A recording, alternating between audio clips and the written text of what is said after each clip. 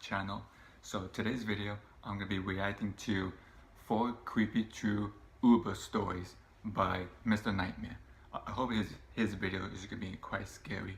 So if you guys want to watch of his rest of his video, I'll leave a link in the description down below, and make sure you like and subscribe to his channel to show him his love. So if you guys are new to this channel, please hit that subscribe button and don't forget to hit the notification bell button. So anyway, the original link is in the description down below. So with all that being said, let's get started.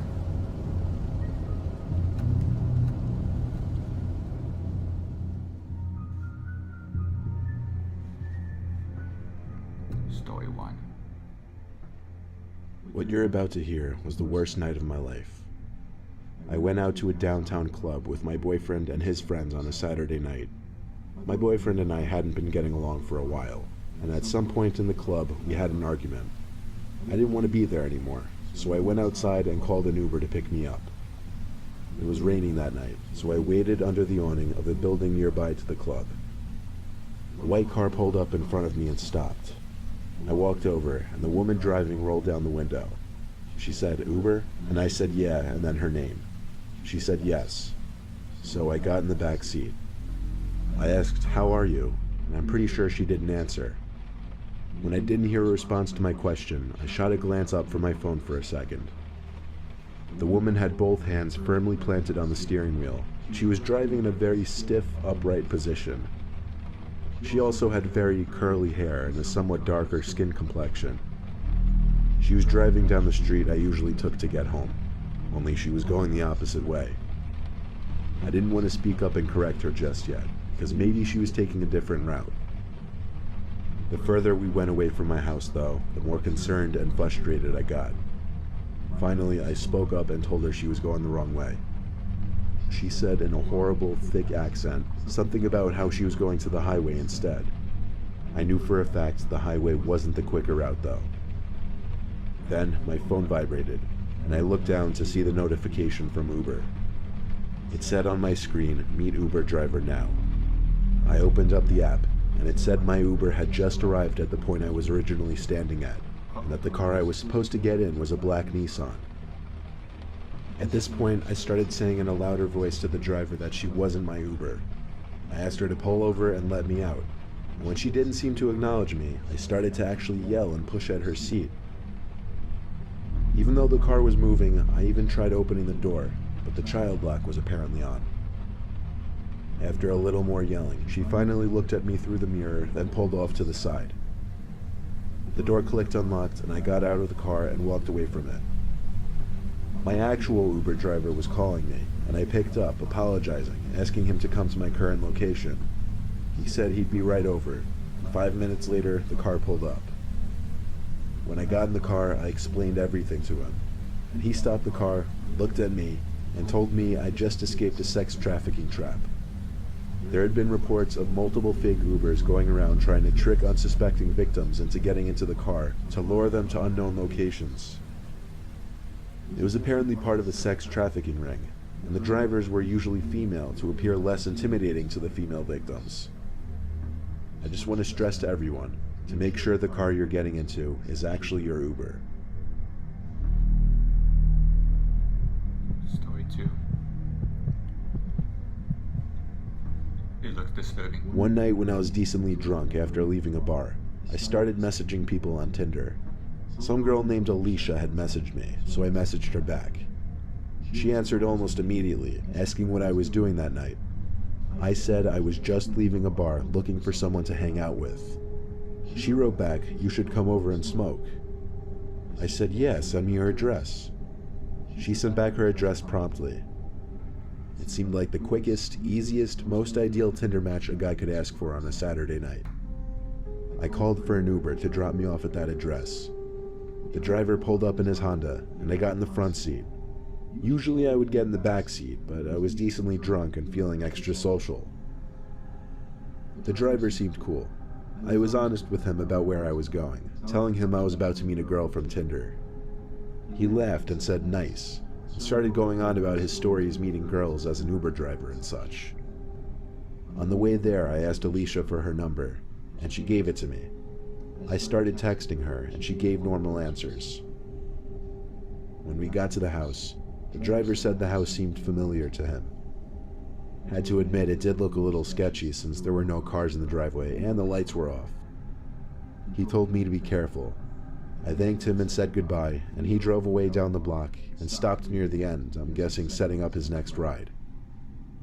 I walked up to the house and tried to ring the bell, but I didn't hear a bell from the inside, so I knocked on the door.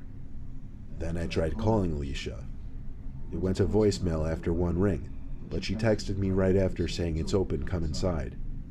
Then there was a knock at the window, which almost gave me a heart attack. I looked at the window, and even though there were no lights on inside, I saw the blind was slightly lifted, and someone was waving their hand on the other side of the window. Before I tried the door, a number not saved on my phone started calling me. I assumed it was Alicia, so I picked up.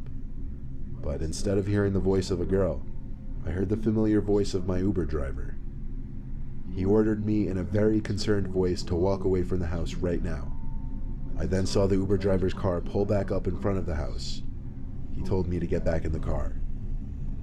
I hung up the phone and listened to him. As soon as I got in the car, he drove away from the house and told me that the house was vacant. In just the previous month, someone had been lured into that house, robbed, and murdered.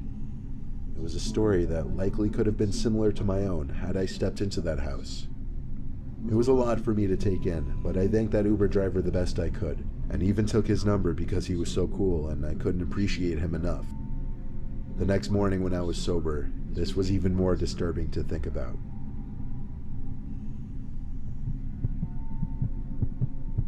Pretty nice of him that he just protect him.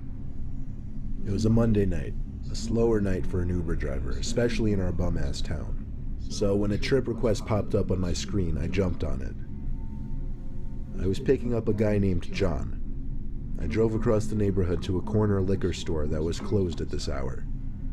There were two young guys waiting on the corner, and when I pulled up to the curb, they got in the car. I confirmed John's name to make sure he was who I was picking up. Then I started heading to their destination. The two whispered to each other, and it was a little odd. I looked at the rearview mirror every once in a while, and every time I did, they would both notice and look back at me. I kept trying not to look, but I found myself accidentally doing it over and over. I asked them where they were headed. Neither of them answered. I figured they didn't hear me because the back window was open and there was wind noise. So I asked again. This time one of them yelled Harris Avenue. It didn't answer the main point of my question, which was to be polite and make small talk, but it did let me know these two were not exactly people I wanted in my car. I felt my big toe press a bit harder on the gas instinctively, just knowing I wanted to get there sooner.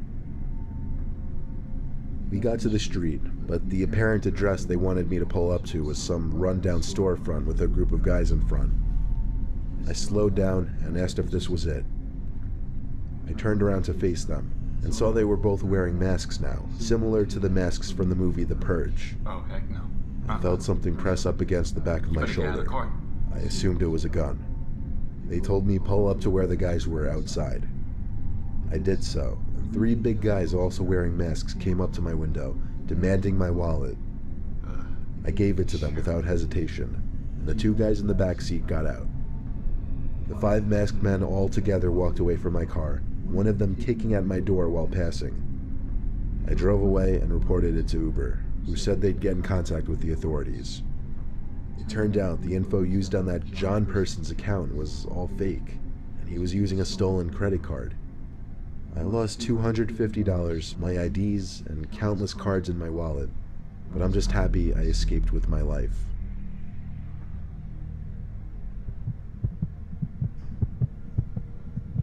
Story 4. After leaving a friend's Super Bowl party, I called an Uber to drive me home. When I got in the Uber, there was a guy in a baseball hat sitting in the back seat. I didn't say anything to acknowledge it. I just said hi to the driver.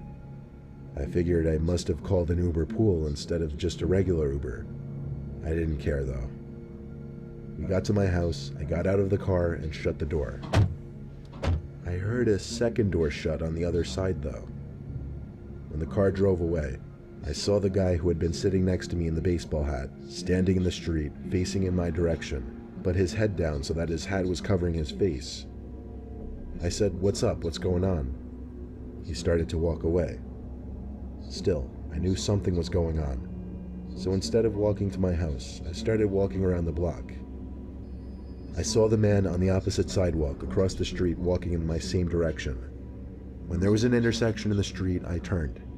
When I saw he did the same thing, I ran. When I saw he started to run too, the adrenaline kicked in, and I sprinted faster than I'd ever ran in my life. I ran faster than him, and when I made it to my house, I ran to the backyard before he could possibly see where I went. Then I went into the house. I called the Uber driver at once, and he told me the guy next to me said he knew the next guy the Uber driver would be picking up, which ended up being me. The driver had his info, so he said he would report the guy. I don't know what happened because I never called or texted the Uber driver again. I also don't know why exactly that guy would be targeting people getting out of Ubers, but it definitely taught me to be more cautious with Uber rides.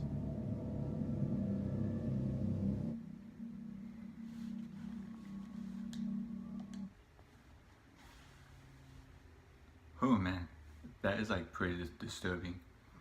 Well, yeah, I just felt bad about those people that they took the wrong Uber driver. So anyway, I hope you guys like this video. If you guys do, please give it a thumbs up.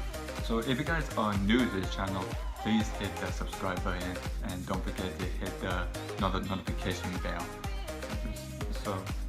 So anyway, you guys, thank you guys so much for watching, and I'll see you guys later.